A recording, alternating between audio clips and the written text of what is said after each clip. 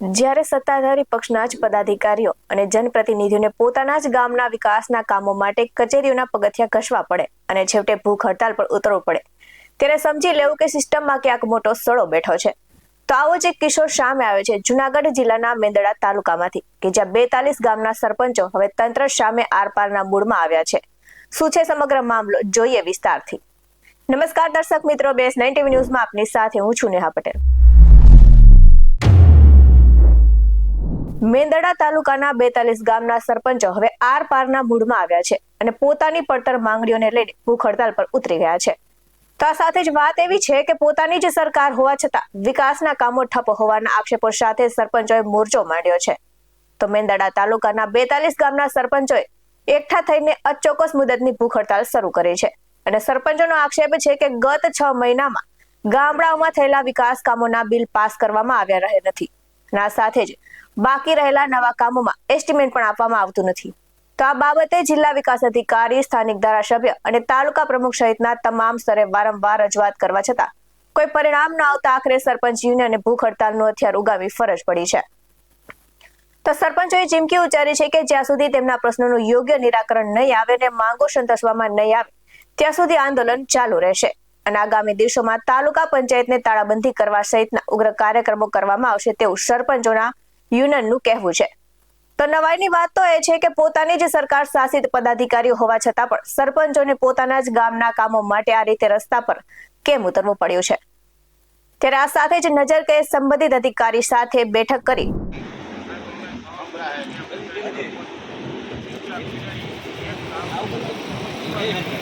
એક બિલ લગા તો અમારે વિકાસના કામ કરવા કેવી રીતે બે કામ છે જેના બિલ એમ નહીં કોઈ તપાસમાં જો 6 મહિનાથી આ પ્રશ્ન બધા આ વચ્ચે ચાલ વાત કરતા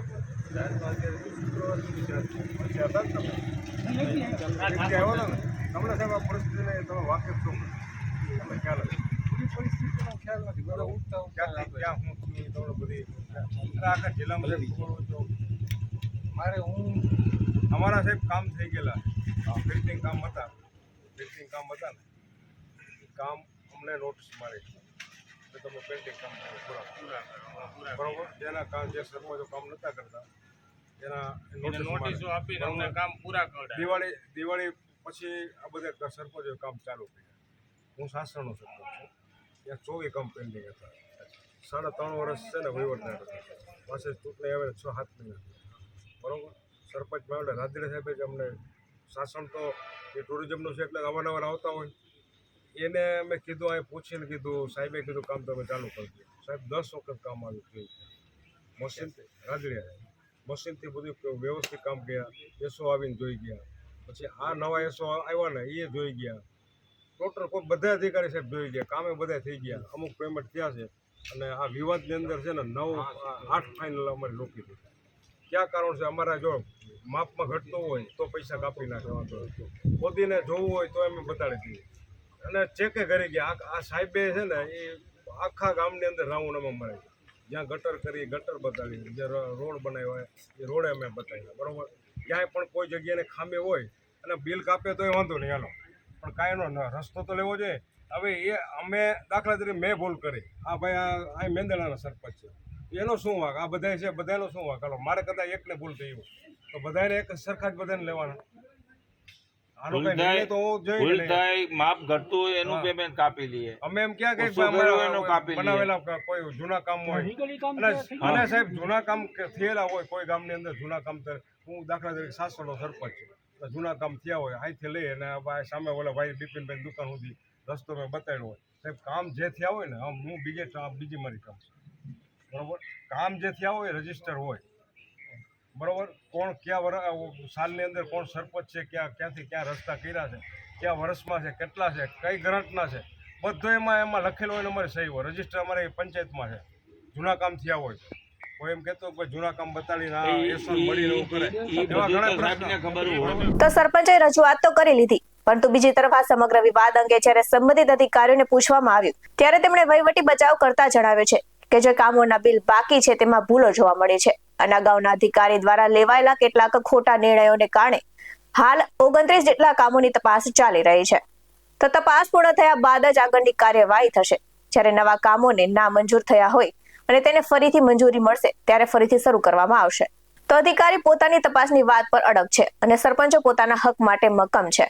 પરંતુ અધિકારી અને સરપંચોની આ પરસ્પર લડાઈમાં મેંદરડા તાલુકાના ગ્રામ્ય વિસ્તારના વિકાસના કામો અત્યારે સંપૂર્ણપણે ખોરંભે ચડ્યા છે, જેનો ભોગ સ્થાનિક જનતા બની રહી છે. તેમનું શું?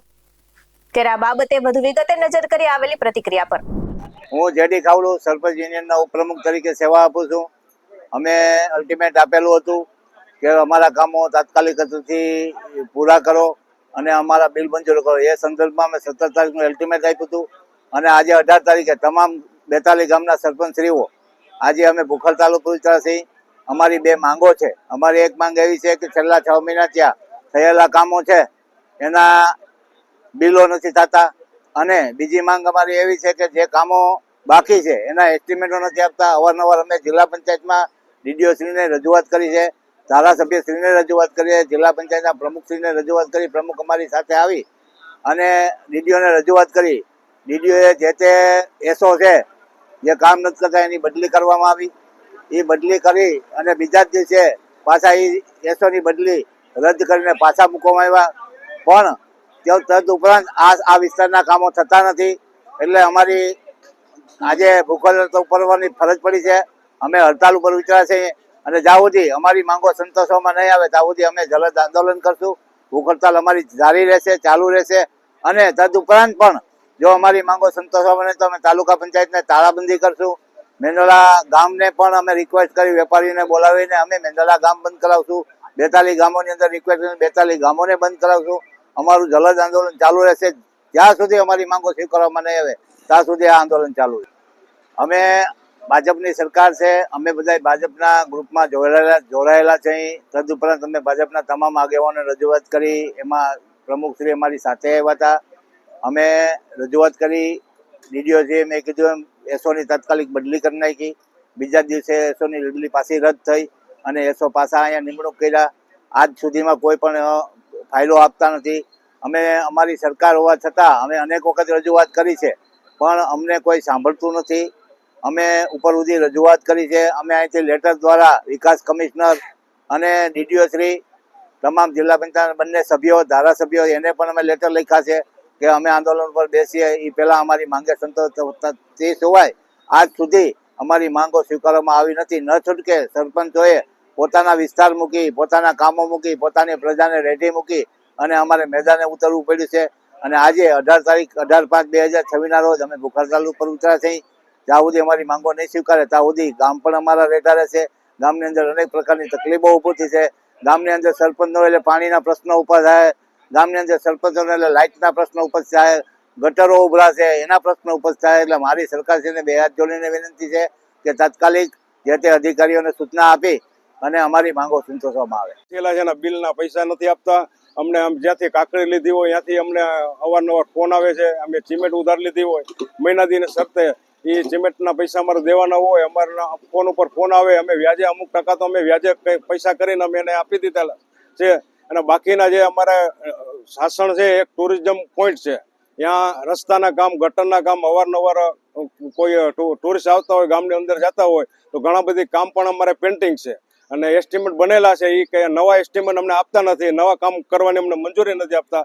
અમારે હેતુ એવો જ છે કે અમારે જે પેન્ટિંગ કામ છે, જે અમારા પેન્ટિંગ બિલ છે એ બિલ અમારા કરે. અમે અનેક વખત છે ને જિલ્લા પંચાયતના પ્રમુખને લઈ અને જિલ્લા પંચાયત પ્રમુખને લઈ અને ડીડીઓ સાહેબને મળ્યા, તાલુકા વિકાસ અધિકારી સાહેબને મળ્યા કે તમારા હમણાં 2 દિવસમાં થઈ જાય ને એસો બદલ છે ને ઘણા પણ અમને બાના આપે છે. કોઈ જાતનું અમારું કોઈ પણ કામ થતું નથી. આ જો અમારું કામ નહીં થાય અને અમારા બિલ નહીં થાય તો આના પછી જે સરપંચો સાથે જે પણ કઈ નિર્ણય લેવાનો છે એની સાથે અમે પણ છીએ અને ગામમાંથી માણસો પણ અમે બોલાવશું અને અમે જલદ આંદોલન કરીને ભૂખ હડતાલ ઉપર ઉતરશું. ઘણા સમયથી આ પ્રશ્ન છે. ભાજપ શાસિત આપણું શાસન છે, એમ છતાં કામ કેમ નથી થતું? અરે મારા સાહેબ, હું મારા આખી જિંદગી મેં ભાજપમાં જ કરીને હું ભાજપનો સરપંચ છું. મારે આ 3જી ટર્મ છે. અત્યારે છેલ્લા 2-3 મહિનાથી મને લઘુમતી મોરચાના મહામંત્રી તરીકે લીધા છે. છતાં સરકાર અમારા ધારાસભ્યો, અમારા MP, તાલુકા પંચાયતના પ્રમુખ, જિલ્લા પંચાયતના પ્રમુખ, તાલુકા પંચાયતના પ્રમુખ બધાએ ભાજપના જ છે, પણ હવે એને શું તકલીફ છે એ કઈ અમને ખબર નથી પડતી. કાંઈ અમારા બિલની અંદર કોઈ અમારા કામ નબળાવું હોય તો એ કામ એનો માપ સાઈડમાં કઈ ઘટાડો થતો હોય તો કાપી અને બિલ કરે. બાકી અમારે પૈસા તો દેવા પડે બધાને. અમારે તો પછી કેટલાક અમારા અત્યારે 9 ફાઇલ બાકી છે, બરોબર. 9 ફાઇલના પૈસા કેટલા થાય? 20-25 લાખ રૂપિયા અમારે છે. છેલ્લા 5 મહિનાથી અમે ધક્કા ખાઈએ, અમને કોઈ જવાબ નથી દેતો. તમને શું મુશ્કેલી પડે છે સરપંચ? અમને મુશ્કેલી પડે, પૂછીએ તો કે ભાઈ એસો નથી, બદલી ગયા છે અને કર્મચારી નથી આવ્યા ને એવા જવાબ અમને મળે છે. અને અહીંયા 6 મહિનાથી હું જોઉં છું કે કોઈ પણ કર્મચારી કાંઈ કામ કરતો નથી. બધા એમને બેઠા પગાર લે છે. તમને જણાવું, મેંદરડા તાલુકામાં હાલ જે જૂના 29 કામો થયા છે તે તપાસ અંતર્ગત છે, કે જેમાં વેરિએશન આવે છે. તેમાં થોડીક ક્ષતિઓ રહી ગયેલી છે. એ ક્ષતિઓના કારણે એ જે પેમેન્ટ છે, જે કામો છે એમના પેમેન્ટ છે એ તપાસ હેઠળ છે. જિલ્લા પંચાયત કક્ષાએ એ તપાસ પૂર્ણ થશે ત્યારે એ 29 કામો જે છે એમાં શું નિર્ણય લેવાશે ત્યારબાદ નક્કી થશે. ત્યાર પછી જે ઘણા બધા કામો ઘણી યોજનાઓમાં મુદત વધારો માટે જતા હોય છે. મુદત વધારો એપ્રિલમાં માર્ચમાં પૂરો થઈ જતો હોય, જેના કારણે હવે એમાં મુદત વધારો જ્યારે આવશે, લાગુ પડશે, ત્યારે એ બધા કામોના પેમેન્ટને ચૂકવણા કરવામાં આવશે. ત્યારબાદ જે 15મા નાણાપંચના જે કંઈ કાર્યો છે એ 15મા નાણાપંચના કાર્યો અત્યારે પ્રોગ્રેસમાં છે. એમાં 6 જે કામો છે એ પ્રી ઓડિટમાં જિલ્લા કક્ષાએ મોકલવામાં આવ્યા છે. અને બાકીના જે કંઈ કામો છે કે જે નવા કામો છે, નવા એસ્ટિમેટ બનાવવા, નવા વર્ક ઓર્ડર આપવા, એની કામગીરી અત્યારે તાલુકા પંચાયત કક્ષાએથી ચાલુ છે. જી, એમાં મોટાભાગના જે કામો છે એ તપાસ હેઠળ છે. એ તપાસના હેઠળના કામો પૂરા થઈ જશે પછી એનું ચૂકવણું પણ અહીંથી કરી આપવામાં આવશે. અને એમાં જે નિર્ણય આવશે જિલ્લા કક્ષાએથી તે પ્રમાણે એમાં કામગીરી આગળ હાથ ધરવામાં આવશે. હું વીએસ પોકર, તાલુકા પંચાયત મેંદરડામાં અધિક મદદનીશ ઇજનેર તરીકે મારી 12 જાન્યુઆરી બદલી થયા પછી મેં અહીંયા આવીને ઓફિસમાં આવીને ફાઇલો જોયેલી અને અમુક સરપંચો મારી પાસે બિલ માટે આવેલા, પણ એ બિલો જૂના ઓક્ટોબર ડિસેમ્બર વખતના કામો થયેલા, જે જૂના એન્જિનિયર દ્વારા કરાવેલા હતા. આરએમબી ના નિયમ પ્રમાણે જે કામ જે તે એન્જિનિયરે કરાવેલા હોય તેને જ તેનું બિલ કરવાનું હોય, તેના માપો તે જ લઈ શકે. એટલે તે બિલો તે દિવસથી પેન્ડિંગ છે. પ્લસ એ બિલો મારા હાથે આવતા મેં જોયું તેમાં એસવારમાં ભાવ ફેર છે, એસ્ટિમેટો ખોટા છે. એ બધું જાણ કરતા મેં આગળની બિલની પ્રોસેસ માટે જિલ્લામાં જાણ કરેલી કે આમાં એસ્ટિમેટ ને બધું ખોટું છે. તેથી ડીડીઓ સાહેબે ત્યાં જૂના એન્જિનિયર ઉપર 29 ઇન્કવાયરી, એક નહીં પણ 29 ઇન્કવાયરી બેસાડેલી છે. એ ઇન્કવાયરીને લીધે કામો પેન્ડિંગ છે. 29 કામોના બિલો પેન્ડિંગ છે. પ્લસ બીજો જે નવા કામો છે તેના બી એસ્ટિમેટ જૂના એન્જિનિયર દ્વારા બનાવેલા હોય તે બી ભૂલ ભરેલા અને ખોટા હોય, જે જાણ પણ મેં જિલ્લામાં કરેલી છે. તેને લીધે આ એસ્ટિમેટ અને આ કામો થયેલા નથી. મારી બદલી થયા પછી જે મેં એસ્ટિમેટ નવા બનાવેલા છે તે અંદાજિત 52 એસ્ટિમેટ બનાવેલા છે. બીજી 60 ફાઇલો બીજી બનાવેલી છે અને જિલ્લા વહીવટી માટે મોકલેલી છે. તેથી તાલુકાનું જે રેગ્યુલર કામ છે નવા, જે જૂના એન્જિનિયર દ્વારા બનાવેલ નથી, મારા દ્વારા બનાવેલ છે, તે કામ રેગ્યુલર ચાલુ છે. એ ઉપરાંત અમારે નાણાપંચનો સ્ટાફ નથી, ક્લર્ક નથી. પ્લસ છેલ્લા 3 મહિનામાં 5 ટીડીઓની બદલી થયેલી છે. તેથી કરી અને મારા પણ અંગત કારણોસર મેં મેડિકલ રજા મૂકેલી હતી. હું તારીખ 1-4 થી 4-5 સુધી રજા ઉપર હતો. હજી 4 તારીખ હું હાજર થઈ અને આજ 16 તારીખ થઈ છે. તેમાં અમે 6 કામોના પેમેન્ટ પણ કરેલા છે. રેગ્યુલર કામો ચાલો છે. બાકી જે 29 કામો અને જે જૂના કામો છે તે બાબતે જિલ્લામાંથી તપાસ થઈ આગળ જે વધવાનું કહેશે એ રીતે અમે કામગીરી કરીને તેના બિલો કરીશું. આવા જ વધુ અહેવાલ સાથે ફરી મળતા રહીશું. તમે અમારી યુટ્યુબ ચેનલને સબસ્ક્રાઇબ કરવાનું અને અમને ફેસબુક અને ઇન્સ્ટાગ્રામ પર ફોલો કરવાનું ભૂલશો નહીં. બાકી નવી અપડેટ્સ મેળવવા માટે આપ જોતા રહો BS9 TV ન્યૂઝ. નમસ્કાર.